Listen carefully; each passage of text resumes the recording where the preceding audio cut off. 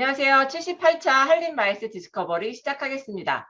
오늘은 이제 1월 첫 주 2022년을 시작하면서 마이스 산업에 대해서 앞으로 어떻게 변화할까 이런 내용들을 조금 들어보고자 합니다. 그래서 2022년의 첫 번째 연사로 엑스포럼의 신현대 대표님을 모셨습니다. 뭐 아시다시피 신 대표님께서는 올해부터 임기가 시작이신가요? 서울 마이스 얼라이언스 회장이? 예, 맞습니다. 네. 그래서 올해부터는 예. SMA의 회장도 같이 하고 계셔서 신현대 대표님께서 전시 위주일 것 같긴 한데 뭐 마이스도 같이 간간히 이제 같이 섞으셔갖고 어떻게 바라보고 계시는지 이야기를 좀 들어보도록 하겠습니다. 네, 인사 먼저 부탁드릴게요. 예, 안녕하세요. 반갑습니다. 새해 복 많이 받으시고 올해 다들 건강하시고 사업 번성하시고 가정에 행복하시길 진심으로 소망하겠습니다. 감사합니다.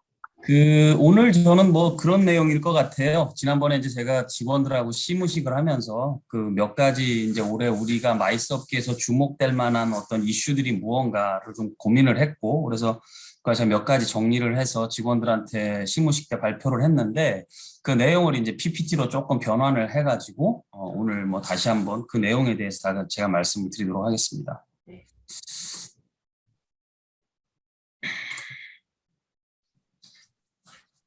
제 얼굴은 안 나오죠? 얼굴 나오고 계세요? 나오면 안 돼요. 대표님 목소리 나는 사람만 나오고 있습니다. 잠깐만, 얼굴 안 나오게 해야겠다. 그냥 하겠습니다. 제가 이제 2022년 마이스 산업의 전망과 과제라는 그 타이틀을 가지고 이제 자료를 조금 준비를 했고요. 화면도 보면은 굉장히 커다란. 대표님 화면 공유 안 됐는데. 화면 공유가 안 됐나요? 잠시만요. 제가 다시 할게요. 이걸 안 해놨구나.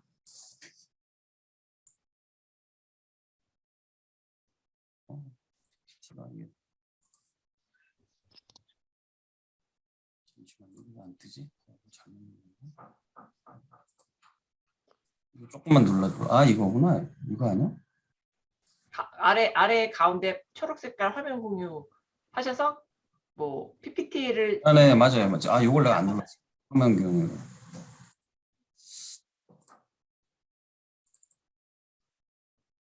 이제 화면이 공유됐나요? 네, 보입니다. 잠시만요. 이게 눈이 나빠져가지고 이제는 잘 보이지. 왜 이렇게 눈이 나빠지셨어요? 그러니까 이제 안경을 벗으면 또 보기 흉할 것 같고 안경을 쓰고 하면 이게 잘 안 보여서. 네, 시작하시면 될 것 네, 같아요. 다시 이어서 말씀드리면 22년도 시무식 때 제가 한 내용들이고요. 일단 화면도 저는 그렇게 했습니다. 현재 굉장히 커다란 코끼리가 우리 이제 안방까지 들어오는 그런 세상이라서 우리 마이스 업계에도 어떤 임팩트 있는 그런 이미지가 되지 않을까라는 차원에서 이 그림을 그려봤고요.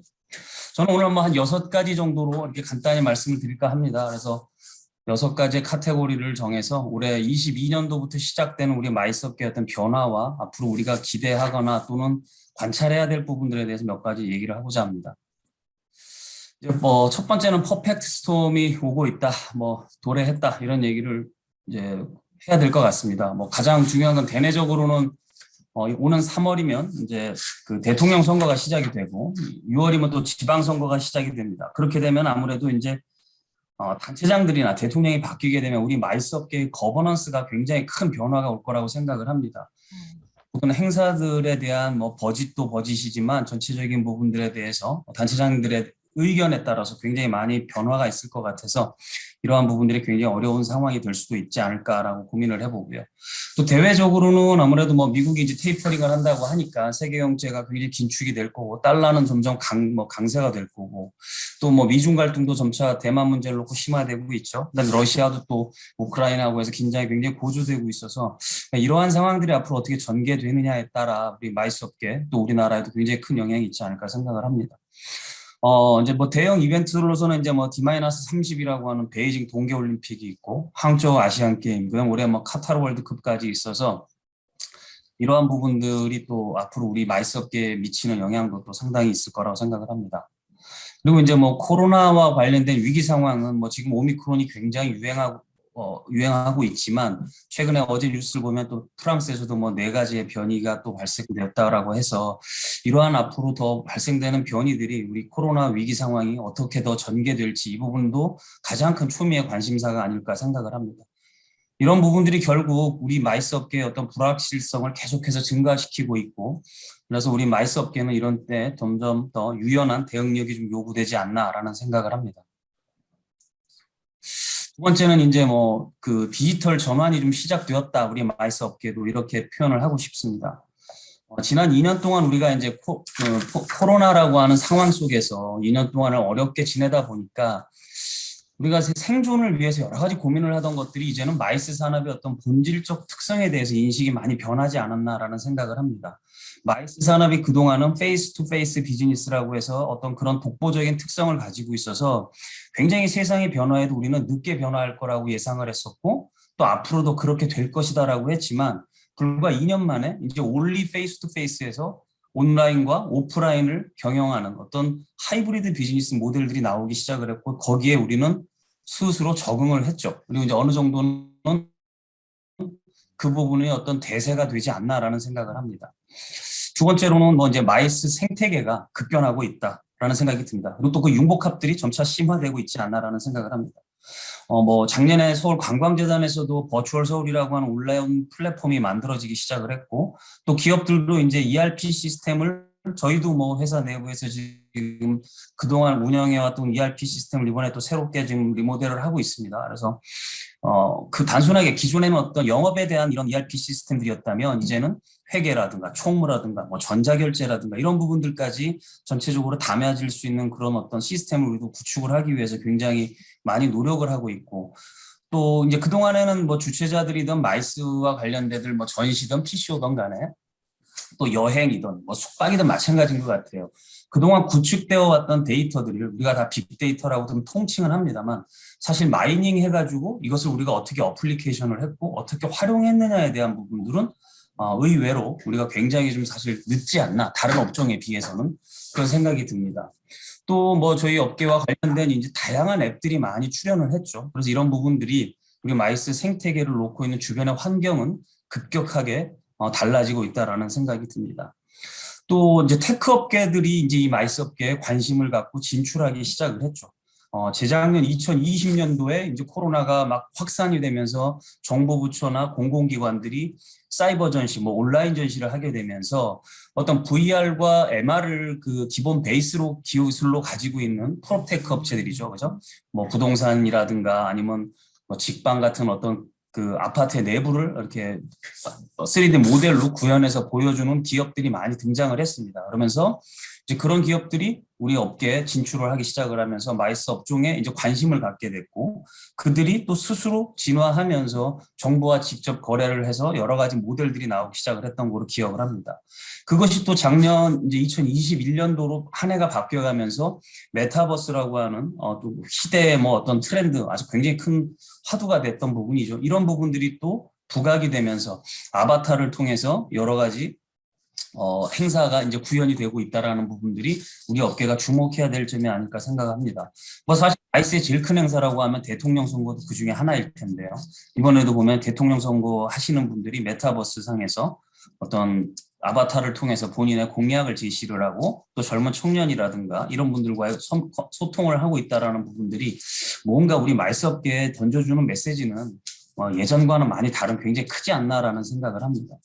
그다음에 재작년도에 저희도 뭐 그 카페쇼를 하면서 라이브 쇼핑이라는 이커머스를 좀 활용을 했었는데, 이러한 부분들이 점점 더 우리한테 이제 다가오고 있다라는 거죠. 예전에는 전시 주최자들은 이것이 어떤 보조적 수단에서 그칠 것이다라고 생각을 했었는데, 지금 시간이 흐르면 흐를수록 보조제가 아니라 완전 대체제가 될 수도 있겠다라는 굉장히 어떤 위협적인 요인이 되고 있다라는 부분은 우리가 관심을 가지고 주목하고 이에 대한 대비를 철저하게 해야 되지 않을까 생각을 합니다. 또 이제 대형 플랫폼 업계, 그리고 뭐 대기업 또는 방송 공연 업계들이 진출이 점점 늘어나고 있다는 부분이죠. 이건 뭐 이미 예전부터 우리가 많은 얘기를 했습니다. 그리고 이 부분이 과연 마이스 업계에 포함이 되느냐 안 되느냐에 대한 뭐 많은 그 설왕설래가 있습니다만, 굉장히 좀 공격적으로 이루어지고 있다는 거는 코로나를 겪는 시기 동안에 더 우리 업계보다 훨씬 더 발빠르게 움직이고 있어서 굉장히 좀 걱정이 되는 부분들이죠. 최근에 CJ가 DDP에서 작년 12월이죠. 그 뭐 올리브 어워드라고 해서 올리브 영에 들어와 있는 모든 기업들의 제품들을 전부 라인업하고 어워드를 주는 것을 저희가 좀 목격을 했었는데 그 전시장 안에 구현되었던 어떤 색채나 뭐 디자인 이런 부분들은 이제 주최자들이 따라갈 수 없을 정도로 굉장히 앞서가고 있다라는 부분들. 또 CJ는 제가 볼 때는 한 몇 년 전부터인가 K콘이라고 하는 행사를 외국에서 하면서 굉장히 거기에 대한 노하우도 우리보다 많이 쌓였고 네트워크뿐만 아니라 그들이 해외에서 했던 데이터베이스까지 가지고 있다라는 부분을 생각을 한다면 이들은 우리의 잠재적 경쟁 상대가 아니고 어쩌면 우리보다 훨씬 앞서 나가 있는 거죠. 다만 그들이 플레이하고 있는 스테이지가 한국에 있는 코엑스나 킨텍스가 아닐 뿐이라는 겁니다. 왜냐하면 여기서는 어떤 면에서 전시장을 구하기가 어려우니까 지금 DDP에 가서 하고 있습니다만 이런 부분들이 아마 잠실마이스나 킨텍스가 생기고 나면 과연 우리랑 부딪혔을 때 우리가 과연 살아남을 수 있을까 이런 부분들은 우리가 굉장히 고민해야 되는 부분이 아닌가 생각합니다. 소비자 눈높이도 올라가 버릴 수 있으니까. 당연하죠. 예. 그리고 이제 뭐 하이브도 사실은 지난 BTS 공연을 LA에서 했다라는 얘기 나오잖아요. 지금 CES가 해마다 17만 명에서 20만 명 정도가 오는데 LA 공연에서 30만 명이 왔다고 하고 거기서 모든 한식당뿐만 아니라 이런 부분들이 완전히 엄청난 성황을 이뤘다고 하잖아요. 그러니까 이런 부분들이 저희는 굉장히 좀 부럽기도 하지만 또 우리가 이것이 과연 한국에서 앞으로 이루어질 경우에 우리 전시들이 과연 어떻게 살아남을 수 있을까 또는 우리 국제회의들이 어떻게 생존할 수 있을까 이런 부분들은 정말 걱정이 많이 되는 부분입니다. 예를 든다면 또 지금 카카오 제가 써놨습니다만 카카오 같은 플랫폼 업체들이 카카오 메이커스에 나와 있는 업체들을 전부 다 불러서 잠실마이스가 오픈하고 나면 거기다 대고서 전시를 한번 했다. 그러면 제가 볼 때 우리나라의 소비재를 주최하고 있는 기업들이 과연 카카오 메이커스나 카카오들과의 플랫폼들과의 경쟁에서 과연 이겨낼 수 있을까? 잠재적 경쟁 상대가 아닌 거거든요. 또 그다음에 삼성전자가 제가 쉽게 얘기를 하면 우리 직원들한테 한 얘기니까요. 스타벅스가 한국에 들어와서 하워드 슐츠를 불러다 놓고서 잠실마이스에서 전 세계에 있는 모든 스타벅스의 매니저. 네, 매니저뿐만 아니라 MD든 하여튼 소싱하는 사람들까지 다 불러다 놓고 전시를 한다. 저희 카페쇼가 이겨낼 수 저는 장담할 수 없을 거라고 생각을 합니다. 삼성전자도 모든 제품 라인업 갖다 깔면 마찬가지게 되겠죠. 그러니까 이제 이런 어떤 우리가 생각했던 생태계와 변화가 패러다임의 변화가 과연 이게 이렇게 굉장히 많이 남은 얘기냐? 그렇지 않다. 이미 어쩌면 S팩토리라든가 제주도에서 모든 행사들을 하는 거 보면 명품 업체들이 하는 행사들을 보면 뭐라고 할까요? 기획부터 시작해가지고 연출, 그 다음에 VIP를 관리하는 모든 능력이 우리가 따라갈 수 없을 정도로 이미 우리보다 앞서 있거든요. 그러니까 그들을 과연 우리가 앞으로 어떻게 벤치마킹하고 그래서 그들의 노하우들을 또 우리한테 인베디드 할 수 있는지 이런 부분도 굉장히 고민이 많이 되는 부분입니다. 그 다음에 이것도 전에도 제가 말씀을 드린 얘기죠. IT와 테크와 접목된 이제 부가 서비스들이 나오기 시작을 했죠. 네. 저희도 지금 전시회 할 때 사람들이 많이 문의 전화가 오거나 이런 부분이 있다면 전부 챗봇으로 돌려가지고 지금 응대를 하고 있습니다. 물론 아직까지는 인공지능이 가미된 그런 챗봇 시스템이 좀 아직 썩 그렇게 만족할 만한 수준은 아닌 것 같아서 아직은 여유가 있다고 볼 수는 있겠습니다만 상당히 어려울 거라고 보고요. 제가 이 얘기도 농담삼아 여러 번 하는데 카카오 골프를 갔었어요. 어디를 골프를 치러 가는데 1km 전방에서 셀프 체크인을 모바일로 체크인을 하고 카운터에 들어가지도 않고 바로 거기 라카 번호가 떠서 라카로 가서 환복하고 골프를 치고 나올 때 돈만 내고 나오는 그런 상황이 되더란 말이죠. 근데 이런 부분들이 우리가 카카오 쪽과 얘기만 잘 된다면 전시장 내에 진출입하는 과정, 등록하는 과정 이런 부분들이 전부 다 바뀔 수 있다는 부분인 거죠. 너무 쉬운 구조로 되어 있는 알고리즘이라 제가 볼 때는 이게 이제 정말 1, 2년 뒤에는 1, 2년도 아닐 거라는 생각이 듭니다. 카카오는 이번에 모토쇼가 했대요. 등록을. 그래요? 네. 몰랐어요. 봤더니. 그러니까 이제 그렇게 다가오기 시작을 하는 거죠.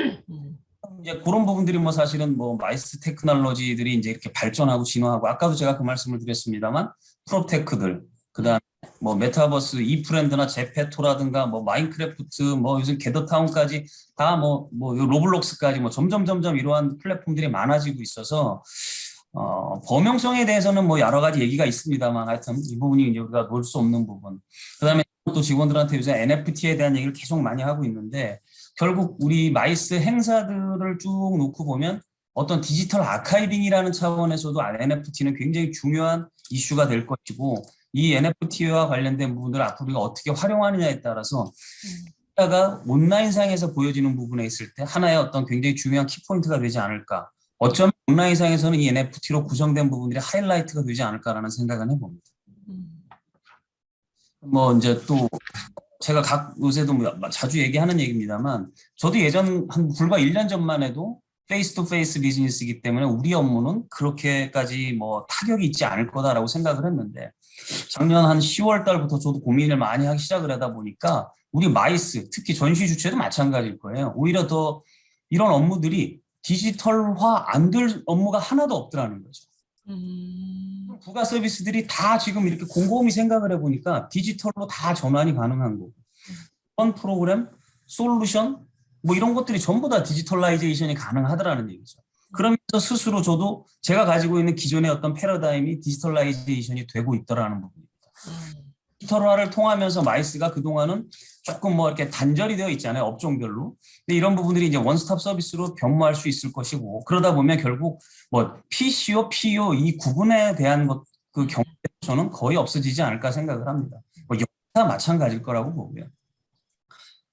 그리고 이제 앞으로 또 제가 보는 관점에서는 이러한 부분들이 새롭게 구성이 되거나 새롭게 건축이 되고 신축이 되는 스마트 플랫폼이라고 해야 되겠죠. 뭐 컨벤션 센터, 예를 들면 킨텍스 제3전시장, 진실마이스, 그다음에 뭐 판교든 어디 지역에 지어지는 컨벤션 센터들이 앞으로 이 우리가 지금까지는 고려하지 않았던 디지털 하드웨어와 소프트웨어, 그다음에 스마트 운영 프로그램들이 다 설계가 돼야 되고 도입이 돼야 된다라고 생각을 합니다.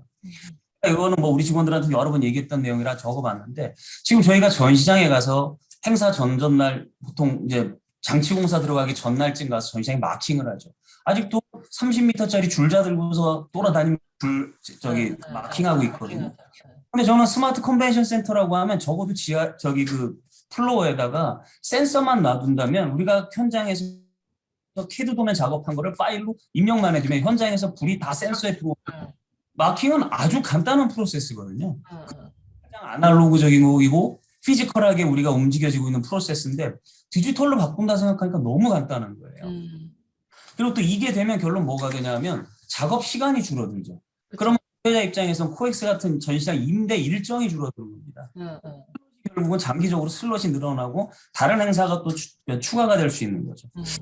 그래서 이런 부분들이 앞으로 생겨지는 부분들에 굉장히 중요한 요소다라는 부분이 들고요. 센서 마찬가지인 거고 또 전시장에서 지금 로봇 타역하고 운송하는 부분들이 앞으로는 제가 볼 때는 반드시 도입이 되지 않을까. 컨베이어에 올려놓으면 전시장 앞쪽까지 다 이동한다든지 이런 부분들이 굳이 지금은 굉장히 뭐 지금 한 70년대, 80년대에 시작했던 것처럼 자동차가 전시장 안까지 들어가다 보니까 뒤에 로딩 독에 잼이 걸리고 막 하잖아요. 그래서 이런 부분들도 얼마든지 우리가 지금 그 물류업체들을 보면은 사실은 저기 어떤 컨베이어 뭐 이용하는 것도 있겠지만 풀필먼트가 너무 준비가 잘 되어 있잖아요. 그럼 전시장도 제가 볼 땐 뒤쪽에 앞으로 풀필먼트 시스템이 도입만 돼준다면 이런 부분으로 해결이 될 문제라는 거죠. 코엑스도 전시 끝나고 뒤쪽에 가보면 폐기물 처리 같은 거 하는 거 엉망진창이에요. 맞아요. 근데 이런 부분들도 제가 볼 때는 이제는 아주 운영 프로그램만 스마트하게 도입이 되면 다 될 것 같고 작년 재작년부터 코엑스를 비롯한 모든 컨벤션 센터들이 디지털 사이니지를 다 바꿔버리니까 훨씬 좋아졌잖아요. 코엑스 같은 경우도 저희가 이제 카페쇼 같은 걸 합니다만 그 물과 뜰령 급배수라든가 수철이나 이런 부분들이 되게 좀 낙후돼서 어려운 부분들이 조금 있기는 있어요. 충분히 앞으로 스마트 컨벤션 센터에서는 개선이 돼야 되고 뭐 에너지라든가 뭐 이런 ESG와 경영과 관련된 부분들이 도입이 되면서 점차적으로 테크의 발전과 이 디지털 전환에 대한 우리 주최자들 또는 마이스업계 관계자분들의 적응력은 우리의 숙제라는 부분으로 결국 남게 될 겁니다. 세 번째는 이제 마이스 싱귤러리티의 전개라고 제가 표현을 했는데요. 이 싱귤러리티라고 하는 워딩을 제가 좀 간단히 설명을 드리면 사실 제가 이제 스마트 테크라고 하는 그 인공지능 관련 전시를 하다 보니까 인공지능이 이제 점점 발전을 하다 보면 어느 순간 인류의 지능을 초월해가지고 스스로 진화해간 어떤 그 기술적 특이점을 같은 표현을 하는데 보통 노멀하게는 어떤 양적으로 팽창을 하다가 어느 순간에 질적인 도약을 딱 하게 되는 그 특정 시점, 뭐 소위 말하면 우리가 뭐 터닝 포인트 정도가 될 거라고 생각을 합니다. 근데 이제 마이스 업계가 저는 코로나를 겪으면서 이제 그런 시기로 완벽하게 들어갈 수밖에 없다라는 생각이 들거든요. 그 충격에 의해서 주최자들이 그동안 또는 마이스인들이 그동안 수동적으로 계속해서 변해해 왔죠. 근데 이제 마이스 업계가 코로나를 겪어오면서 스스로 굉장히 능동적으로 이제 변환을 하기 시작을 했습니다. 이런 부분들이 결국 마이스 업계의 어떤 변화에 굉장히 그 어떤 뭐라고 할까요? 중요한 어떤 하나의 웨이브가 되지 않나라는 생각을 합니다. 결국 그 내용은 행사의 양적 팽창, 즉 다시 말해서 규모나 횟수나 이런 위주의 어떤 성장 정책을 우리가 그렇게 해왔단 말이죠. 근데 이제 뚜렷하게 제가 볼 때 한계를 다 노출을 해버린 거죠. 결론적으로 놓고 보면 예를 들어 보면 무분별한 행사가 막 증가가 됐어요. 여러 가지 행사가 지방이고 뭐 막 늘어나죠. 결국 어떻게 되냐면 업계는 제한적인데 그렇다고 해서 우리나라의 모든 마이스 업계 특히 전시 쪽은 아주 국제화되어 있다라고 할 수가 없는 상황이잖아요.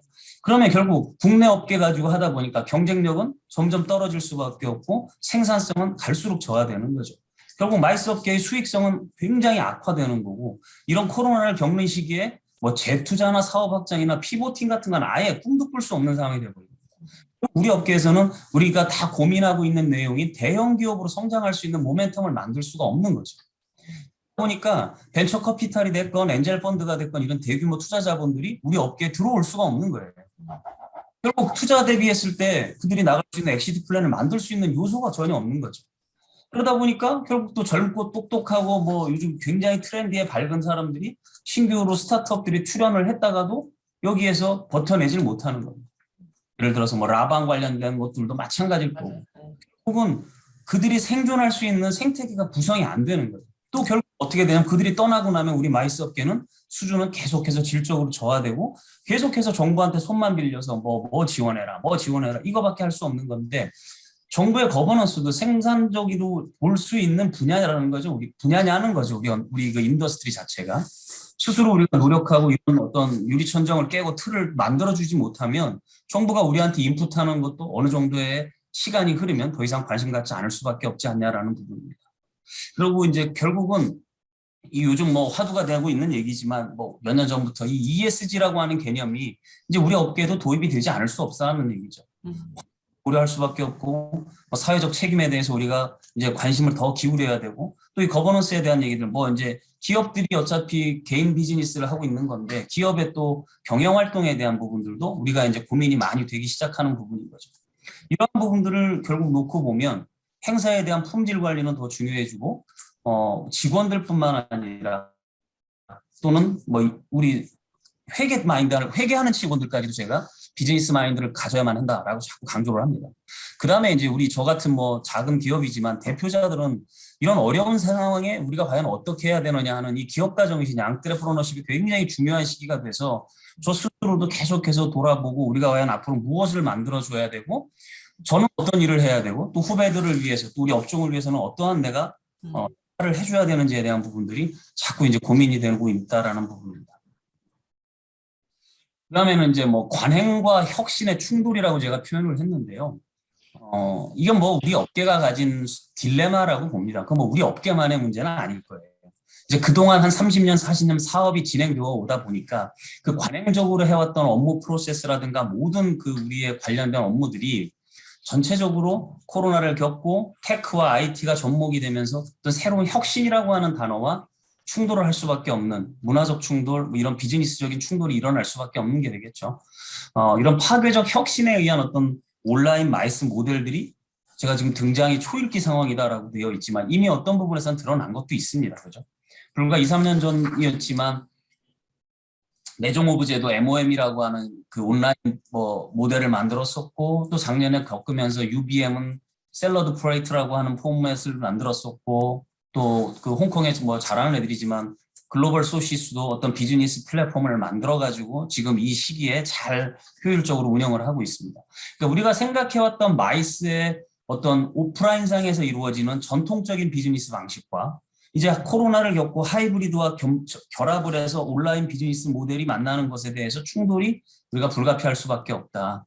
그러면 우리 주최자들은 앞으로 또는 마이스 업종들은 하이브리드 비즈니스 모델을 개발해야 된다. 그렇지 않다면 앞으로 오프라인상에서 우리가 행사만 해왔던 사람들은 결국 이 비즈니스 모델과 부딪힐 때 앞으로 우리는 도태되고 스스로 우리의 스코프는 점점 좁혀질 수밖에 없고 뒤로 물러날 수밖에 없는 상황이 되지 않을까라는 생각을 합니다. 결국 제가 볼 때 이 마이스 업계 앞으로 온라인 플랫폼 개발과 장착이 우리 업계 또는 우리 기업들의 미래 성장의 엔진이 될 것이다라는 생각을 합니다. 뭐 제가 여기 이렇게 그냥 참고 삼아 써놨습니다만 에어비앤비의 그 조 미아가 한 말이죠. 그래서 어떻게 온라인을 디자인해서 오프라인과 조화를 이루어 나가느냐 하는 것이 우리의 지금 숙제이고 기업가 정신을 가진 사람이라면 이 부분을 우리가 굉장히 연결하는 데 고민을 많이 해야 되겠다라는 부분. 어쩌면 에어비앤비도 오프라인상에서 그들의 비즈니스를 다 하고 있지만 온라인상에서 모든 프로세스를 관리를 할 수 있기 때문에 그 비즈니스가 굉장히 빛을 발하는 거죠. 그럼 저희는 이런 모델을 놓고 보면 우리 마이스 업종은 이런 모델과 굉장히 밀접하게 연결이 되지 않을까라는 생각을 합니다. 사실 그 야놀자라고 하는 그 온라인 숙박 플랫폼이 불과 1, 2년 사이에 코로나를 겪으면서 모든 대한민국의 숙박 관련된 시장은 거의 야놀자에서 과언이 아니잖아요. 그렇다면 제가 볼 때 몇 년 전에 제가 중국에서 카페쇼를 할 때 중국의 위챗이 그때 벌써 QR코드를 통해서 모든 사람들의 등록을 다 현장에서 띡 하고 바코드 인식만 하고 들어가면 되는 거였거든요. 거기에는 위챗에 그들이 모든 정보가 다 들어있고 티켓팅까지 다 이루어지고 있는 부분을 봤어요. 그렇다면 그때도 제가 그때 주최자 협회장 시절이라서 다음 카카오를 찾아가서 이런 플랫폼을 만들자라고 했더니 다음에는 시장이 작아서 관심이 없다라고 했었는데 다 하나씩 둘씩 다른 회사의 이름으로 다 구현이 되고 있거든요. 결국 이걸 어떻게 한 자리에 우리가 집대성을 하느냐, 그게 결국 우리의 목표가 되겠습니다만 그것이 만들어진다면 우리 마이스 업계도 다시 한번 좀 어떤 테크 업종과 이렇게 접목을 해서 콜라보레이션을 통해서 우리가 한 번 더 한 단계 레벨업 할 수 있는 그런 모델들이 나오지 않을까 생각을 합니다. 결국 또 여기에서 이제 지금 우리가 디지털 마인드가 제가 굉장히 중요한 필요 충분 조건이 될 거라고 강조하는 이유는 저도 아직 경험하지 못했던 부분이죠. 이 가상의 공간, 요즘 많지 않습니까? 샌드박스든 센트럴랜드든 이런 데다가 앞으로 제가 모르긴 모르지만 가상의 어떤 공간이 또 만들어져서 그 안에서 가상의 마이스 행사가 되고 가상의 자산들을 주고받게 되는 시간이 분명히 저는 올 거라고 봅니다. 또는 이미 어쩌면 하고 있을 수도 있어요, 누군가가. 우리가 모르고 있을 뿐인 거죠. 그래서 제가 볼 때는 아까 좀 전에 제가 기업가 정신을 얘기했습니다만 우리가 이제 마이스 업종은 그래도 트렌디한 업종에 있잖아요. 그럼 저희 대표뿐만 아니라 직원들이 전부 다 이 바뀌어가는 새로운 게임의 법칙을 우리가 빨리 이해를 해야 되고 여기 리드 호프만이 했던 얘기처럼 차기 버전에 우리가 굉장히 좀 돈 비단 어떤 캐시플로우만 얘기하는 것이 아니라 투자를 인력이 됐건 무슨 투자를 좀 해야 될 거라고 보고 이제는 우리가 바뀌어가는 이 시대의 어떤 베타 버전 속에서 우리가 좀 살아내야 되지 않나라는 생각이 듭니다. 다섯 번째는 이제 마이스 업종의 리소스가 다 바뀌고 있다라는 부분입니다. 우리가 딱 어떤 제한된 공간 또 그다음 우리가 언제나 예상했던 그 안에서 구해졌던 것들이 이제는 구할 수가 없는 상황이 되는 거죠. 그래서 인프라를 놓고 본다면 잠실 마이스라는 게 생깁니다. 그다음에 또 제3전 시장이 생기고 있습니다. 그렇게 되면 앞으로 우리가 아까도 제가 드렸었습니다만 새로운 그런 유니크한 시설에 대해서 디지털로 된 로드맵이나 비전이나 어떤 청사진 우리가 하나도 업계가 만들어 있지가 않아요. 새로운 컨벤션 센터가 생기는데도 그 안에 들어가고 있는 시설은 우리는 아직도 아날로그적 마인드를 가지고 자문하고 또 그분들도 그렇게 컨설팅을 받고자 오는 거죠. 저는 그거를 몇 번 하면서 느꼈던 건 새로운 컨벤션 센터에 대해서 왜 디지털에 대한 얘기는 하나도 들어가질 않지? 아까 말씀드렸던 센서와 관련된 부분들이라도 이런 부분들을 왜? 우리가 지금 모르니까 그런 거잖아요. 해보지 못했기 때문에. 근데 이런 부분들에 대해서 우리는 이제 빨리 업계에서 어떤 디지털 로드맵을 만들어내야 되고 그 부분들대로 앞으로 새롭게 설계되는 컨벤션 센터에 그 부분이 우리가 인베디드 됐을 때 우리 업종에 대한 인식도 달라질 것이고 또 그쪽에 대해서 테크 업종들이 점점 들어올 수 있는 어떤 그런 모멘텀을 자꾸 우리가 만들어줘야 되지 않냐라고 생각합니다. 이제 하드웨어에 대한 부분도 되게 중요할 거라고 생각을 하고요. 또 소프트웨어에 대한 부분들도 굉장히 중요해서 이 부분이 앞으로 되게 관건이라고 생각을 하고요. HR은 앞으로 우리 업종은 제가 볼 때 잠실이 됐건 이렇게 해서 수요는 폭증할 거라고 생각을 합니다. 다만 마이스 산업에 대해서 MZ세들이 가지고 있는 직업관 또는 가치관이 따라가지 못하는 거예요. 그러니까 우리도 지금까지 마이스 산업이라고 표현만 했지 이 마이스 산업이 무엇인지를 정확하게 그들에게 이해를 시켜줄 수 있는 그 상황도 아니고 또 한편으로는 마이스 산업의 의미나 또는 가치들을 그들한테 정확하게 우리가 어필을 했느냐 이런 부분들에 대해서 우리가 한번 좀 뒤돌아봐야 되지 않냐라는 생각을 합니다. 그래서 많이 하는 얘기인데 저희 직원들한테 뭐라고 표현하냐면 저는 전시 주최자를 영어로 오거나이저라고 표현하잖아요. 뭐 PCO. 네. 예. 근데 이제 저는 오거나이저라는 표현은 이제 시대가 끝났다라고 생각을 합니다. 제가 볼 때 오거나이저라고 하는 표현은 생산성이 없는 표현이거든요. 그래서 우리 직원들한테 앞으로는 프로듀서가 돼야 된다. 라고 표현을 합니다. 네. 왜냐하면 전시는 이제 예전처럼 단순하게 우리가 뭐 이쪽 저쪽 단체들 엮고 여기저기 끌어와서 코디네이션 해주는 그 기능이 중요한 게 아니고 앞으로 전시회에 어떻게 기획을 담아서 무슨 프로그램들을 만들고 어떻게 더 생산성 있게 또는 비즈니스를 어떻게 더 원활하게 해줄 수 있느냐를 우리가 만들어내는 부분들이기 때문에 결국 프로듀싱에 대한 능력과 플래닝에 대한 능력이 굉장히 중요하게 된다라는 부분. 근데 이런 부분들에 대해서는 제가 볼 때 젊은 사람들이 MZ세대들이 굉장히 관심이 많을 건데 자꾸 표현하고 하는 거에는 예전에도 그런 일이 있었지만 우리 업종을 뭐라고 합니까? 3D 업종. 3D. 예. 3D업 이렇게 표현한단 말이에요. 저는 그거 그렇게 표현하고 싶지 않아요. 요즘 직원들이 제가 이거 하고 있지만 방송 들으려고 있는 직원 몇 명 빼고 다 퇴근했단 말이에요. 6시간 지나요. 그러니까 이제 그런 부분들도 사실은 좀 그런 것 같아서 제가 이번 시무식 때도 여러분들은 각자 개인을 나 자신이라고 하는 생각하고 그들을 스타트업이라고 경영해라 라고 생각을 많이 하는데 하여튼 조금 그런 것 같습니다. 그리고 이제 이런 리소스 마켓에서 예전 같으면 우리가 마케팅을 하려면 굉장히 어려웠잖아요. 뭐 요즘은 대통령 선거도 온라인으로 다 공중전만 한다고 하는데 마케팅도 또는 정보 습득하는 것도 젊은 사람들이랑 뭐 비단 나이에 구애받지 않아도 전부 웹이라든가 모바일, SNS 뭐 이런 걸 통해 가지고 너무나 쉽게 습득을 할 수가 있고 활용성도 너무 높아진 거죠. 또 접근성도 굉장히 용이도가 너무 쉬워지다 보니까 이제 이런 리소스를 우리가 구하는데 장벽이 굉장히 약해지고 있는 거라는 부분들입니다. 또 이제 우리 업종에 대해서 굉장히 많은 사람들이 고민을 하고 하는 부분들이 진입 장벽이 높다. 업종을 하게. 특히 전시 쪽은. 왜냐하면 뭐 전시장의 임대료도 미리 내야 되고 마케팅 비용 먼저 다 쓰고 그러다 보니까 한 번만 휘청하면은 뭐 다시 사업을 일으키기가 어렵다는 얘기를 많이 하는데 이런 부분들도 제가 볼 때는 사업 초기에 어떤 자금이라든가 대정 상태 이런 뭐 투자금 관련된 이슈들은 이제 사회가 변하다 보니까 크라우딩 펀딩이라든가 크라우드 소싱을 통해서 많이 변할 수 있다라는 거죠. 예전에는 우리가 이제 니치 마켓이라고 해서 뭐 틈새 시장만 공략을 했는데 이제는 그게 아닌 것 같아요. 틈새 시장이 아니라 완전히 새로운 시장이 만들어지고 있는 것 같아요. 우리가 가지고 있던 생각과는 완전히 달라진 그런 부분들도 우리가 좀 눈여겨 많이 봐야 될 것 같고요. 그래서 어떤 면에서는 또 관광 스타트업도 보면은 뭐 문화부나 이런 데서 굉장히 많은 그 투자를 해주잖아요. 시리즈로 하던 업체들도 있고.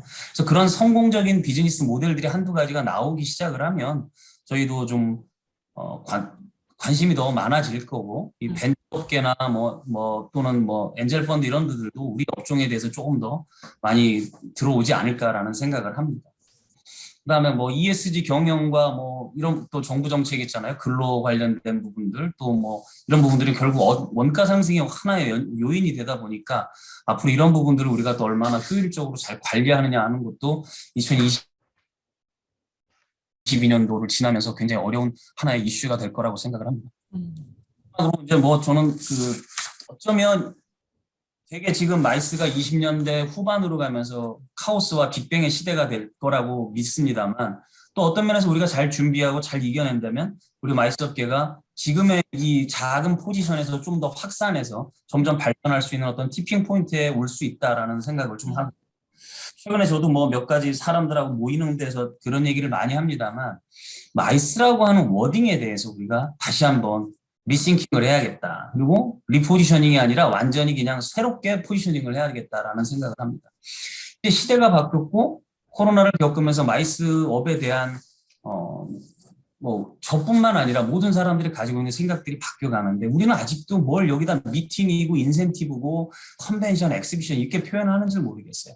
최근에 뭐 들은 얘기 중에 굉장히 제가 좋은 표현이 있었지만 그거를 뭐 제가 이 자리에서 말씀드리긴 어떤지 모르겠어요. 근데 그런 워딩들이 저는 굉장히 좀, 이게 새롭지만 앞으로 어떤 미래를 지향하는 워딩으로서는 이런 부분들이 더 맞지 않겠나. 음, 자꾸 우리 업의 스코프를 좁히고 스펙트럼을 줄일 게 아니라 점점 확산시키고 넓혀가면서 다른 이업종과의 콜라보가 좀 더 활발하게 이루어지는 산업으로 우리가 좀 더 다시 그렇게 포지셔닝을 해야 되지 않나 생각을 합니다.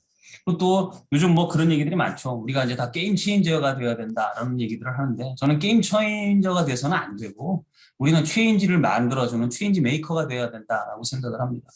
저는 요뭐 비소셜 하자라고 해서 올해 우리 회사의 슬로건으로 제가 얘기들을 했는데 직원들한테 S는 우리 마이스 업종은 뭐 스피드 해야 되고 또 오픈 마인드를 가지고 있어야 되고 다른 업종과 콜라보레이션도 잘 해야 되고 또 개인의 요즘 뭐 그 워라밸이라든가 이런 것도 잘 중요시 여겨야 된다라고 생각했고 또 우리가 방향이 제대로 가고 있는지 항상 눈여겨서 트렌드라든가 이런 부분을 잘 보자. 그다음에 이제 결국은 뭐 저뿐만 아니라 직원들이 다 각자 리더십을 좀 챙겨야 되고 그래야 또 밑에 사람들이나 동료들이 팔로우십이 생기니까 그렇게 가자라고 해서 이제 얘기를 했던 겁니다. 그래서 저는 오늘 제가 얘기할 내용은 2022년을 맞이하면서 이렇게 간단히 말씀을 드리고요. 뭐 또 하실 말씀 있으면 이제 편하게. 너무 잘 들었습니다, 대표님. 진짜. 이거였습니다. 너무 잘 들었어요. 직접 만드시나요? 이거 만들죠 제가. 진짜요? 진짜 너무 잘 만드셨네요. 이거는 널리 알리셔야 될 것 같아요. 아니에요. 가지고 널리 알리셔도 될 것 같은데.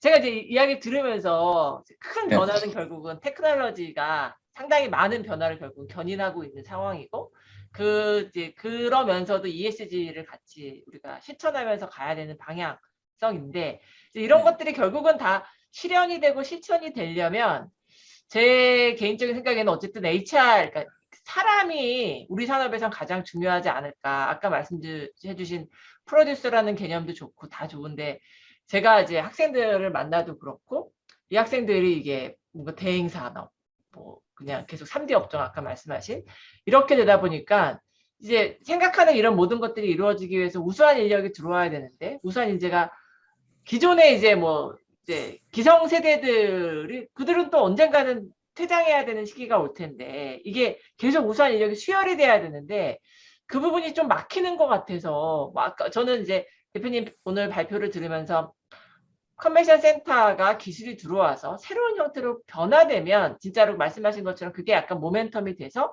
바뀔 수 있을까라는 기대도 되면서도 그때까지 과연 사람이 이 산업이 인력들이 과연 있을까 하는 두려움도 아직 사실 좀 갖고 있거든요. 그래서 그게 좀 가장 큰 걱정거리인 거고, 두 번째 또 하나 말씀드리고 싶은 거는 이제 투자 이야기 많이 해주셨는데 그 투자 부분 저희가 지난번 나서정 대표랑 같이 한번 벤처 투자에 대해서 이야기를 했어요. 나 대표는 그 얘기 하더라고요. 투자가 이루어지기 위해서는 결국은 투자를 할 수 있는 밸류에이션이 돼야 된다. 근데 이제 마이스라는 부분이 회사나 이런 데가 과연 밸류를 어떻게 우리가 가치를 측정할 수 있을까? 그래서 저희도 그때 그냥 얘기해, 전시는 그래도 회의보다는 PCO보다는 낫지 않겠냐. PCO는 솔직히 다 대행이다 보니까 갖고 있는 게 없어서 밸류에이션 하기가 좀 쉽지 않은데 전시는 가능하지 않을까라는 얘기들을 하긴 했었는데 실제로 전시 쪽에서는 그런 투자나 이런 것들이 가능할까요? M&A도 그렇고. 일단 그 두 번째 투자 관련된 얘기를 먼저 말씀드리면 지금까지는 사례가 많지는 않잖아요. 그러니까 우리 이상 네트워크스 마이스 업종들끼리만 M&A를 하거나 뭐 이렇게 진행됐단 말이죠. 그러니까 업종에서 들어오는 거는 뭐 이렇게 많지 않은 것 같아요. 그래서 뭐 몇 년 전인가 블랙스톤이 사모펀드가 좀 들어오는 얘기는 들었었는데 결국은 제가 볼 때 그 투자를 하기 위해서는 그 무엇이든 간에 어떤 오브제가 됐던 간에 오너십이 누구한테 있느냐 얘기가 되는 거죠. 그다음에 또 결국은 내가 투자를 했을 때 얼마만큼 ROI가 내가 뽑아낼 수 있느냐에 대한 얘기에서 지금 이 업종이 우리가 지금까지는 굉장히 뭐라고 할까요? 막혀 있는 공간이고 또 남들이 들어올 때 투자를 하기에는 굉장히 좀 뭐라고 하죠? 쉽지 않은 어떤 업종이 되겠죠. 또 이 업종에 대한 정보도 만만치가 않고 데이터도 대량화되어 있는 게 사실 많지 않고 투명성도 좀 사실. 근데 제가 며칠 전에도 그런 얘기를 했어요. 지금은 아닐지 모르겠지만 1년 정도 지나고 나서 제가 만일 엑스포럼을 그만두고 나와서 어떤 전시회를 하나 기획을 해서 와디즈에다 올려가지고 자, 내가 이런 행사를 하려고 하는데 펀드레이싱을 하겠다라고 하면 과연 펀딩이 될까? 저는 된다고 봅니다. 음, 저는 그거는 음. 제가 이제 누가 올리냐에 따라 좀 차이는 있을 수 있을 거라고 보긴 합니다만 이제 그만큼 투자에 대한 세상이 많이 변했잖아요. 요즘 젊은 사람들이 어떻게 하냐면 건물 투자를 할 때도 그 회사 이름은 제가 기억을 못 합니다만 아파트나 뭐 이런 데 투자를 못 하니까 MZ 세대들이 어떻게 했냐면 쪼개기 투자를 많이 하잖아요. 네. 회사에다가 자기가 비용을 내면 그 비용을 자기들이 모아가지고 그 회사가 강남에 건물을 사가지고 건물 팔아서 수익이 생긴 거를 쉐어링을 하는 경우를 많이 봤어요. 그러니까 앞으로 그런 쪼개기 투자들이 굉장히 많아지고 있어서 전시나 뭐 행사들도 이제는 제가 볼 때 나만 비용을 하는 게 아니라 한번 해볼 수 있지 않을까 생각이 들어서 저도 전에 직원들한테 야 내가 이런 행사를 한번 기획을 해갖고 한번 펀드레이싱을 해볼까? 라고 얘기했더니 우리 직원들이 웃더라고요. 근데 저는 분명히 그런 시간이 가능할 거라고 생각합니다. 그거 진짜로 그 이화봉 팀 차장이 네. 한번 코엑스에서 하는 무슨 행사였지? 그거를 와디즈에다 올렸다가 그냥 다음 날인가에 3천만 원 목표로 올렸는데 바로 다 돼갖고 무서워서 바로 내렸다고 하더라고요. 의외로 너무 확 되는 바람에. 그러니까 지금 이제 예를 든다면 그날도 제가 직원들한테 뭐 예를 들었던 내용인데 BTS의 RM이 그 본인 스스로 아트에 대해서는 굉장히 관심이 많고 뭐 저희 전문가 수준이잖아요.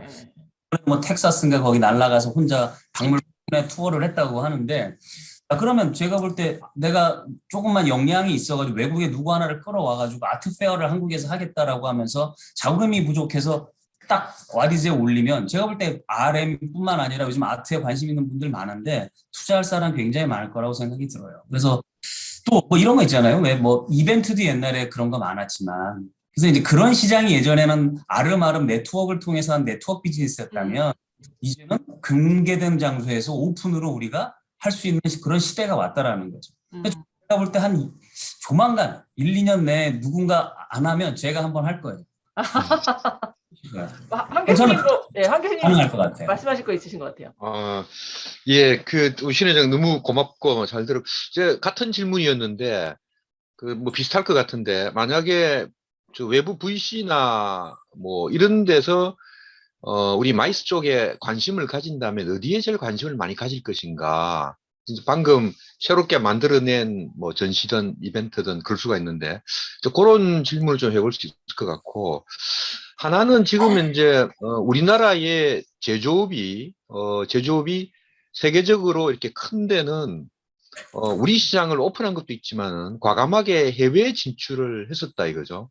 그게 지금 우리 서비스업도 우리 국내 시장은 다 아시다시피 다 한계가 있잖아요. 그죠? 또 경쟁도 치열하고. 그럼 결국은 해외로 이렇게 좀 진출할 수밖에 없지 않느냐 생각이 드는데, 그러면 결국은 우리의 경쟁력이 우리가 뭐 미국, 유럽은 차치하고 아시아권, 뭐 동남아나 아시아권을 생각했을 때 과연 경쟁력이 있는 것인가? 우리 마이스 부분에서. 난 한번 우리 신 회장이 또 뭐 베트남에 중국 전시도 많이 그때 싱가포르도 해보고 했기 때문에 또 이제 지금 킨텍스가 IICC 지금 인도의 전시장을 지금 30년간 운영하기로 예정돼 있잖아요. 그죠? 또 우리 베트남의 우리 코엑스도 마찬가지이고 그래서 과연 우리 제조업처럼 또 우리 국내 제조업들이 최근에 이제 아시아권으로 많이 진출하고 있으니까 그에 좀 이제 같이 편성이라는 말은 좀 이상하고 좀 늦었지만은 우리 전시도 어떤 가능성이 있지 않을까 생각을 좀 하고 있거든요. 뭐 우리 저 PCO 컨벤션도 마찬가지고 과연 그랬을 때 우리의 경쟁력이 있는 것인가? 뭐 그거에 대해서 한번 물어보고 싶네요. 첫째는 벤처고 외부 벤처 관심 갖는 곳이 어디일까? 예. 우리의 기획력일까? 아니면 뭐 오퍼레이션 능력일까? 아니면 무슨 뭐 그런 걸까? 아니면 두 번째는 우리가 해외로 진출한다 생각할 때 또 신 회장이 프랑스로 뭐 2023년 내년에 또 나가신다고 했으니까 과연 우리의 경쟁이 있는 것인가? 한번 그 두 가지 한번 물어보고 싶네요.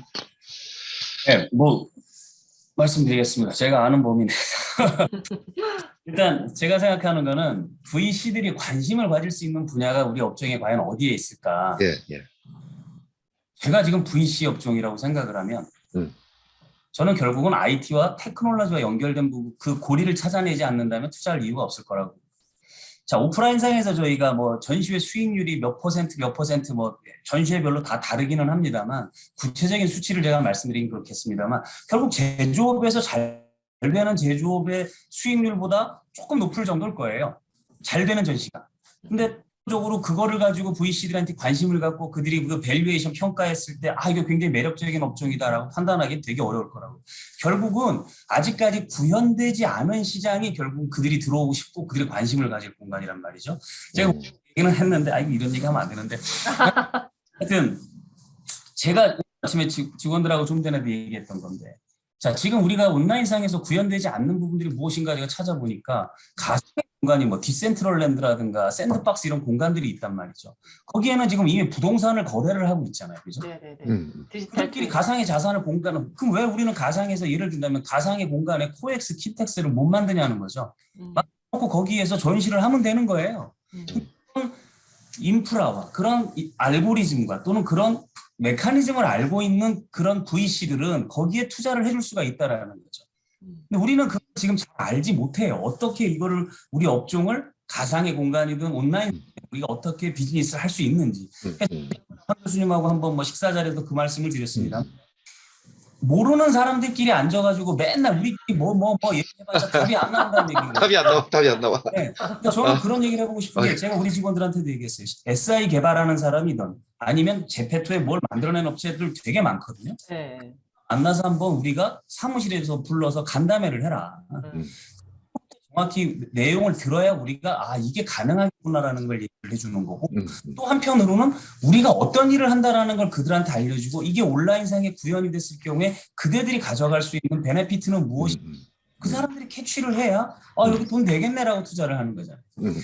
제가 그런 얘기도 했어요. NFT를 미술 작품뿐만 아니라 우리 전시회와 관련된 그동안의 모든 행사와 관련된 자료들이라든가 이런 것들을 다 NFT로 만들어만 놓을 수 있다면 저는 이거 디지털로 거래가 될 수 있을 거라고 분명히 생각을 한다. 그래서 저분들한테 그럴 만한 행사와 그럴 만한 그 리소스들을 찾아라. 예를 들어서 저희가 지금 뭐 리드랑 했던 코미콘을 내년부터 이제 을 바꿔서 다시 합니다만 거기 보면은 유명한 작가나 아티스트들이 그렸던 그림이나 이런 것들이 있단 말이죠.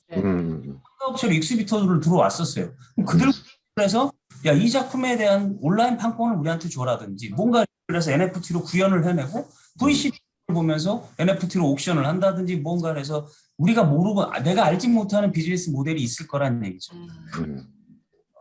지금의 기존에 우리가 갖고 있는 어떤 피지컬 비즈니스에는 제가 볼 때 VC들의 관심 절대 안 갖죠. 연결된 어떤 테크와 IT와 관련된 비즈니스가 구현이 된다라고 할 때 거기에 투자는 제가 볼 때 지금 우리가 예상했던 것보다 훨씬 쉽게 훨씬 더 많이 들어올 수 있지 않을까라고 생각을 합니다. 그것이 뭐 블록체인을 기반으로 했던 뭐 메타 기반으로 하던 어찌되었건 간에 그런 생각이 들고요. 그 다음에 이제 제조업들이 뭐 해외 진출이 우리나라는 성공의 요인이었고 우리나라 주체자들이 과연 어느 정도의 영향이 되느냐. 저는 뭐 유럽이나 미국 쪽은 사실은 굉장히 제약 요소도 크고 힘든 것 같아요. 근데 아마도 가능은 한데 일단은 제가 볼 때 아까 말씀드린 것처럼 최초에 그 말씀을 드렸습니다만 재투자를 하거나 피보팅을 할 수 있을 정도의 재력을 이렇게 유지할 수기가 사실은 그런 회사가 많지 않고요. 저도 뭐 운이 좋아서 가서 사업을 한두 번 하면서 처음부터 굉장히 잘 되고 이러다 보니까 좀 운영을 해오고 있는데 동남아 정도는 우리나라의 주체사들이 나가서 할 수 있을 만한 여력이 됩니다. 다만 이제 그 지역별로의 어떤 뭐 세법에 관한 문제, 외국인에 대한 법인에 대한 문제 뭐 이런 부분들이 여러 가지가 있어요. 인도네시아에 저희가 한 5년 전부터 진출하려고 했더니 외국계 기업이 들어와서 서비스 기업이 하기 위해서는 8억 원을 디폴트로 넣어놔야 됩니다. 그러니까 저희 같은 경우가 8억 원 내놓고서 거기 가서 전시를 하려고 기다릴 수 있는 회사는 없을 거 아니에요. 코엑스도 그래서 법인을 못 만드는 거거든요. 사실은 그쪽에다가. 베트남 같은 경우는 이제 현지 법인으로 다 만들었는데 베트남에서는 그런 조건은 없단 말이죠. 그리고 이제 뭐 중국 다음으로 굉장히 뭐 성장성이 높은 시장인 건 틀림없습니다. 근데 이제 주체자들이 아직까지는 조금 영세하다 보니까 저는 이런 생각이 들었어요. 만약에 킨텍스든 코엑스든 지금 뭐 코엑스도 그런 뭐 비즈니스 BM을 잘 하고 있습니다만 좀 주체자들을 불러다 놓고서 설명회를 하고 그들이 가지고 있지 않은 전시들이더라도 같이 하라고 해서 좀 하면 얼마나 좀 관심 가질 기업들이 많을까, 저는 이런 생각이 좀 들고요. 또 하나는 유럽이든 미국이든 어디를 가려면 제가 볼 때 인더스트리에 대해서 그만큼의 이니셔티브가 있어야 되는 거예요.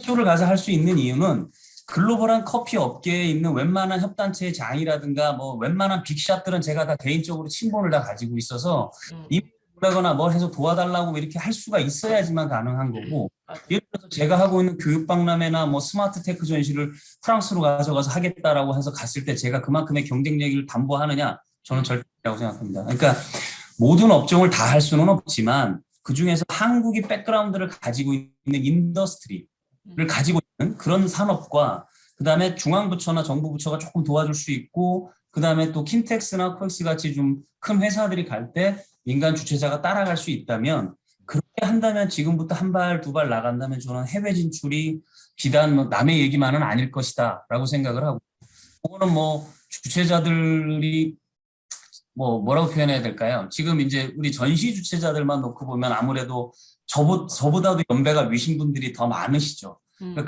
그분들은 조금 비즈니스가 잘못되면 굉장히 좀 손실이 큽니다. 왜냐하면 또 저희도 현재 지금 2년째 베트남에 행사 하나도 못했는데 직원들 6명을 그대로 유지를 해야 되기 때문에 비용은 그대로 다 나가잖아요. 그러니까 어려움은 좀 있습니다만 앞으로 젊은 사람들은 이제 그런데 좀 많이 좀 눈을 떴으면 좋겠고요. 제가 항상 그런 얘기를 많이 합니다만, 우리 마이스 업종에서 가장 중요한 역할 허브는 결국은 컨벤션 센터입니다. 베뉴가 가진 역할이 너무나 많은 거예요. 무한적인 기능을 가지고 있는데 베뉴가 조금 안타까운 건, 제가 볼 때 약간의 엄파이어 기능을 해주면서 어떤 인큐베이팅 해줄 수 있는 그런 역할도 할 수가 있는데, 자꾸 지금 우리나라에서는 어떻게 플레이어가 되려고 하고 또 그들 생존을 위해서 자꾸 가다 보니까 좀 제가 볼 때 소탐대시라는 것도 있지 않을까라는 생각이 좀 들고요. 그런 부분에서 뭐 저도 그 얘기했습니다만, 베뉴가 앞으로 문을 확장 열고 대한민국에 있는 젊은 청년들, MZ 세대들 또는 어느 업계들한테 야, 코엑스든 킨텍스든 베뉴에 와서 행사할 만한 거 있는 사람들 다 가지고 와, 오픈 마인드. 니네 아이디어 우리가 사줄게, 아니면 같이 콜라보하자, 아니면 투자를 같이 해서 하자라고 한다면 지금 우리가 생각하지 못하는 류의 행사들이 되게 많을 거라고 생각을 하고, 그 뭐 디스트릭트인가요? 그 뭐 이성희 씨가 하는 그 비즈니스도 예전에는 킨텍스에서 하고 뭐 이럴 때 되게 어려움도 있었지만, 비단 컨벤션 센터가 왜 자꾸 마이스만 해야 되는지 모르겠어요. 그리고 마이스라고 우리가 스코프를 좁힐 필요도 없다라는 거고, 그 안에서 뭐 이렇게 연결된 비즈니스는 다 저는 마이스라고 생각을 하는데, 그러다 보면은 점점 우리가 예상하거나 기대하지 못했거나 또는 전혀 예측도 하지 못했던 일들이 일어날 수 있지 않을까 생각을 합니다. 그래서 베뉴들이 좀 문을 열고, 좀 그들도 어차피 뭐 큰 행사를 만들어내는 게 중요하잖아요. 그럼 처음 투자라는 개념으로 좀 많이 접근해줬으면 좋겠습니다.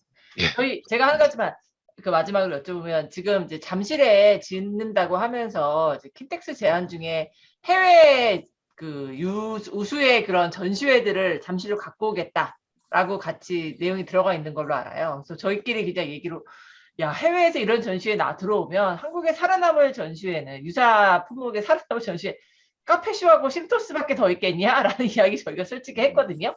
그 부분에 대해서 어떻게 생각하시는지, 해외 전시회들이 만약에 진짜 직접 갖고 들어온다. 물론 한국 시장, 해외 기업들 중에 한국 시장에 들어와서 뭐 망해 나가는 경우들도 있긴 하지만, 그 부분에 대해서는 또 어떻게 생각하는지 마지막으로 한 번만 여쭤보겠습니다.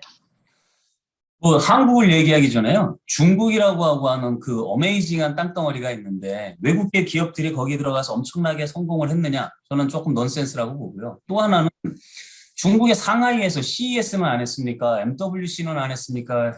해외 브랜드들을 갖고 왔죠.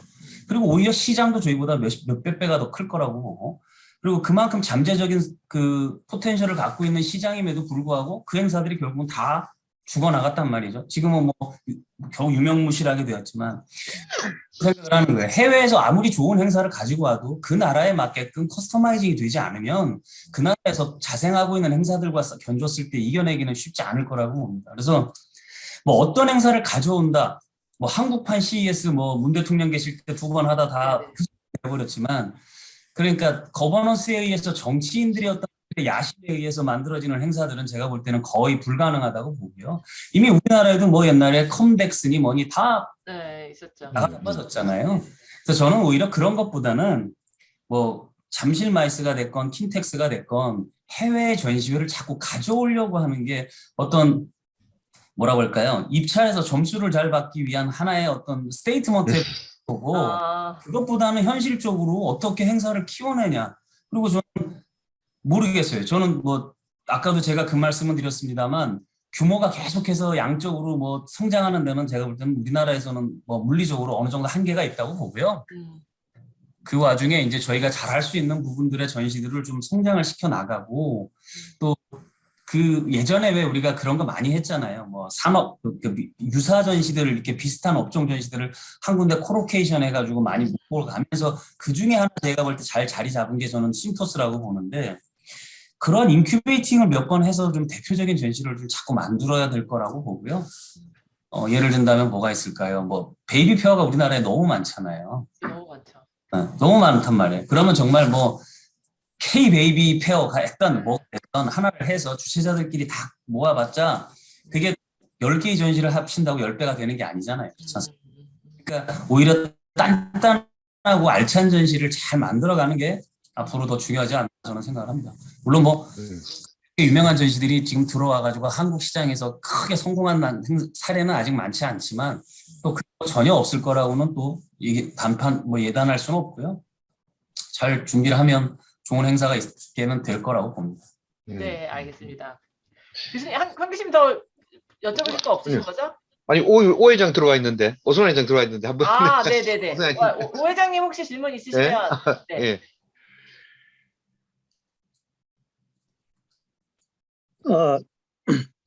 좀 말씀 들리나요? 네, 잘 네, 잘 들립니다. 들립니다. 그래요. 안녕하세요, 회장님. 예. 신 회장님.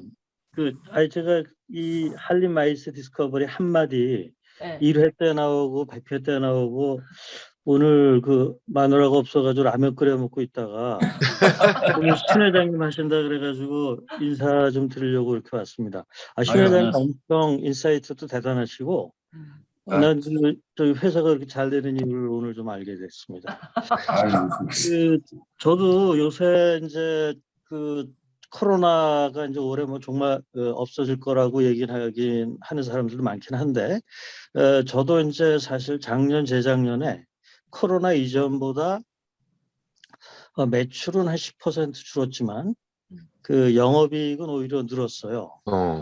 늘어서 이제 직원 수도 오히려 좀 늘고 그랬는데, 그 말씀 드리면 좀 여러 가지 길긴 한데, 제가 이렇게 볼 때 이 변화의 어떤 핵심은 이거 같아요. 그러니까 프리텐딩 종말의 시대. 저는 이제 직원들한테 그렇게 얘기했는데, 코로나 이전에는 전부 다 프로인 척하고 전문가인 척하고 PCO인 척하고 PO인 척하고 이렇게 해서 플랫폼에 와서, 플랫폼은 제가 말씀드리는 건 장소와 장소가 컨벤션 센터를 얘기하는 건데, 거기에서 그걸 했는데 이 코로나가 오면서 이 프리텐딩 하는 그런 오거나이저들은 전부 다 문을 닫게 된 게 아닌가 하는 그런 생각을 좀 하거든요. 그래서 이게 이 특징을 이제 이렇게 보면은 이게 그 전까지는 특정 시간에 특정 공간에서 했단 말이에요. 컨벤션, 그러니까 전시든 회의든. 그런데 이제는 시간과 공간의 개념이 사라졌죠. 이제 사라졌죠. 변화하기 시작한 거죠. 가만히 보니까 이게 100년도 전에 이거를 아인슈타인이라는 분이 이거를 수식으로 증명을 한 진리더라고요. 이게 시간과 공간은 절대적이지 않다, 상대적이다 그랬는데 코로나를 겪으면서 이거를 이제 완전히 알게 된 거예요. 그래서 저는 이렇게 생각을 합니다. 플랫폼이 지금까지도 있었죠. 정해진 시간에 정해진 공간에. 그런데 이 플랫폼이 기술의 도움을 받아서 이제는 정말 필요한 사람한테 쉽게 갈 수가 있다라는 거예요. 그래서 지금까지는 코로나 이전까지는 플랫폼으로 찾아오게 만드는 일을 했었으나 앞으로는 찾아갈 수 있는 그런 찾아가는 플랫폼의 시대가 되지 않나 하는 생각이 좀 든다, 이런 생각이 들고요. 그래서 저는 아까 이제 뭐 여러 가지 신 회장님 좋은 말씀 어떻게 이렇게 이거 자료 나중에 너무 아까워요. 이거 열 몇 명이 듣기는 아까운 자료인데 저희 유튜브에 올라갑니다. 그래 그렇게 좀 해주시고요. 이거 전 디스턴스 워킹이라는 거를 지금 2월 달에 저희 직원들이 저희 회사는 디스턴스 워킹 처음엔 재택근무라고 했다가 재택근무를 이해를 오해를 하실까봐 직원들한테 저희는 2월 1일부터 한 달 동안 디스턴스 워킹을 할 거예요. 디스턴스 워킹이라는 거는 뭐냐면 디스턴스는 사전에서 찾아보면은 시간과 공간이 다른 걸 디스턴스라 그러거든요. 근데 왜 저희가 9시 반에 시작해서 5시 반에 끝나는데 왜 9시 반에 가락시장역 4번 출구에 있는 가락 아이디 타워에 있는 거기 와서 5시 반까지 거기에 있느냐 이런 얘기예요. 그러니까 내가 내 할 일을 알고 있기만 한다면 가장 효율적인 시간에 효율적인 장소를 가는 거는 본인이 선택해서 해라. 그래가지고 이제 사실 그 테크놀로지의 어떤 뒷받침도 있어야 될 것 같아서 지금 게도타운의 도움도 받고 있고, 그 다음에 또 클럽하우스라고 하는 그런 도움도 받고 있고 지금 하고 있습니다. 그래서 2월 달에 디스턴스 워킹을 성공적으로 저희가 체험하게 되면은 제가 공유해 한번 주세요. 나중에 한번 그 말씀을 좀 드리고요. 그래서 어쨌든 오늘 굉장히 좋은 말씀 들었고 우리 신현도 회장님 가만히 보니까 또 서울 마이스 얼라이언스. 서울 마이스 거기 또 회장님 되셨던데 내가 제가 회원인 거 아시나요? 예, 알고 있습니다. 그 회원들 좀 먹고 살 수 있게 앞에서 좀 저희도 이번에 회원 등록해야겠다. 회원으로 가입해야겠다. 그래서 좀 잘 좀 이끌어 주시고 이런 변화는 저는 이 코로나 지나면서 중간이 없어졌는 것 같아요. 중간에서 어설프게 이렇게 하던 사람들은 다 없어지고 이렇게 살아남았고 대신 살아남은 사람들이 워낙 강자들이기 때문에 경쟁은 훨씬 더 이전보다 치열할 것이다라는 생각이 좀 드는데 이럴 때일수록 이렇게 좀 모여서 이런 인사이트를 좀 서로 나누면서 하는 게 좀 필요하지 않을까 그런 생각이 듭니다. 오늘 정말 말씀 잘 들었습니다. 그럼 감사합니다. 새해 복 많이 받으세요. 네, 새해 복 많이. 오늘 신 회장님 진짜로 정말 새해 첫 주에 진짜 좋은 이야기 들을 것 같아요. 뭐 언제나 좋은 이야기 많이 해주시지만 오늘은 진짜 울림이 있었던 그런 발표가 아니었나 싶습니다. 너무 감사드리고 새해 복 많이 받으시고 오늘 그러면 저희 78차 웨비나는 여기서 마치도록 하겠습니다. 감사합니다. 예, 수고했습니다. 수고했습니다.